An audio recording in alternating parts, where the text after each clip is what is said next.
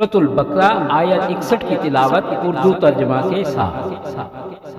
وَإِذْ قُلْتُمْ يَا مُوسَى لَن نَّصْبِرَ عَلَىٰ طَعَامٍ وَاحِدٍ فَادْعُ لَنَا رَبَّكَ يُخْرِجْ لَنَا مِمَّا تُنبِتُ الْأَرْضُ مِن بَقْلِهَا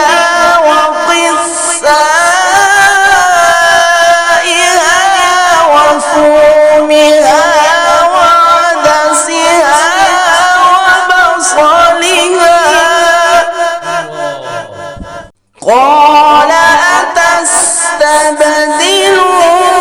الذي هو أدنى بالذي هو خير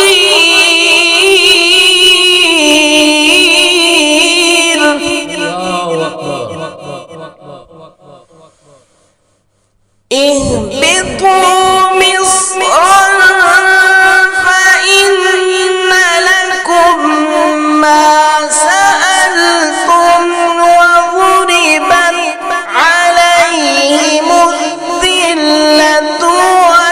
مسكنة وباءوا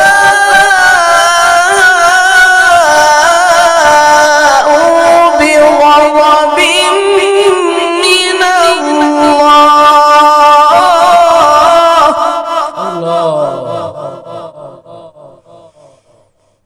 ذلك بأنهم كانوا يكفرون بآيات الله ويقتلون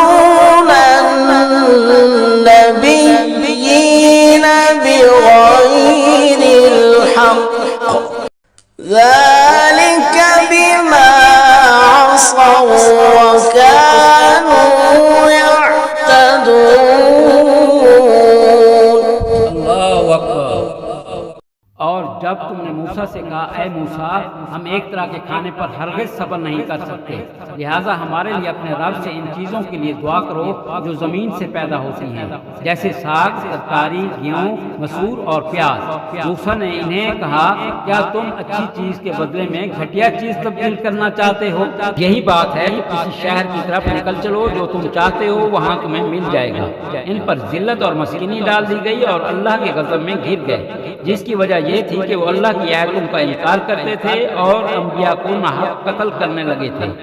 इसका सबब ये था कि वो अल्लाह की नाफरमानी करते और हदूद शरीयत से आगे निकल जाते थे।